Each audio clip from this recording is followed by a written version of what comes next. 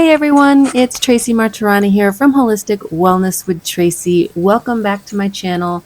Today I'm spending a little time in the kitchen making homemade vegetable soup bouillon.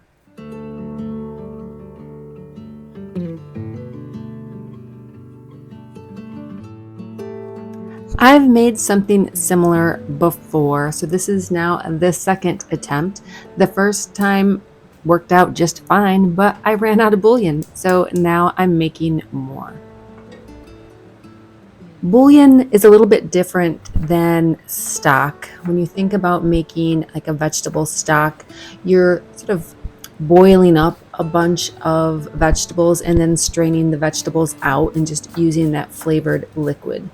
To make bouillon, we're actually chopping and cooking all these veggies that we're going to grind up, and then you can either freeze it or dehydrate it to use it later. You just sort of reconstitute it with boiling water and you have soup base, you have stock, you have vegetable broth. So in my big soup pot with a little bit of oil, I'm adding in a bunch of onion, carrots, celery. I have a couple potatoes that I'm going to add, a couple small zucchinis, a bunch of garlic. I'm just chopping this stuff up and getting it into the pot and letting it cook low and slow. You don't want to add really any water to this because I'm going to dehydrate it, so I don't want additional water that I have to remove.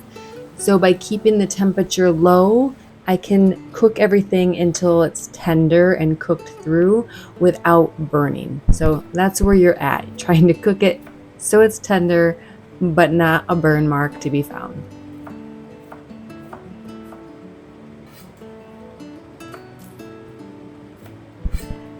The ingredients that you use, as with everything, use what you have, use what you'd like. Like I said, I'm using onion, carrot, celery, zucchini, potatoes. I had a little bit of spinach in my refrigerator, so I added that as well. A bunch of garlic, some salt, some pepper. If you wanted to make a spicy bouillon, you could add in a spicy pepper. If you have maybe butternut squash or rutabagas, those would be delicious as well. As a matter of fact, I believe the first batch that I made, I believe I did use both squash and rutabaga, and it was delicious. The one thing you want to avoid is any sort of bitter, I would say smelly vegetables. I'm thinking of like the cruciferous vegetables like broccoli, cauliflower, cabbage, Brussels sprouts. Try to leave those out because they will sort of make an unpleasant broth, if you will. Once the vegetables are nice and soft, I'm processing them in my food processor, really just turning them into mush.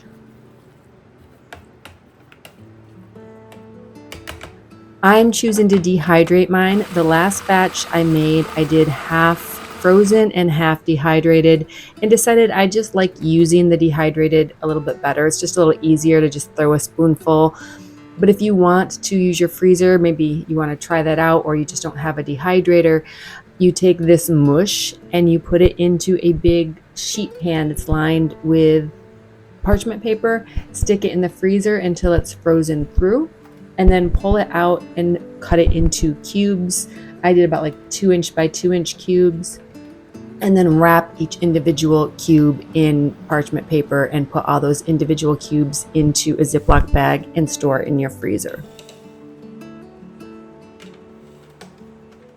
Probably only needed about 12 hours. I forgot about it in the dehydrator, so mine went probably closer to 36 hours, but it's fine.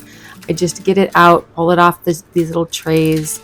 I started by putting it into a plastic bag and then using a rolling pin to crunch it up.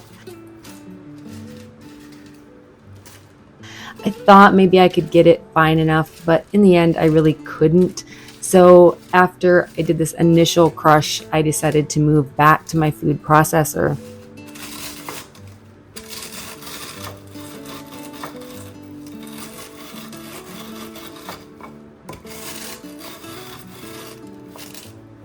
and I just put the crumbs in there and just let it go. I let it run for probably a good 3 to 5 minutes until it was powder.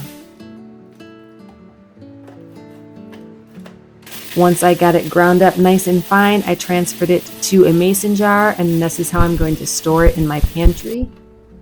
And to use it, I simply take about a spoonful, put it in either right into my soup pot or into a Pyrex measuring cup, add in some boiling water, stir it around, and then I can use it as a base for soups. You can use it to cook quinoa or rice if you want to add a little more flavor. It's delicious, yummy, super cheap, and I know exactly what's in it, right? There's not any additive. There's nothing but vegetables and a little salt and pepper. If you want more ideas about what you could add to your broth, visit my blog post on this. The link will be down in the description box. Thanks so much for joining. Have a great day.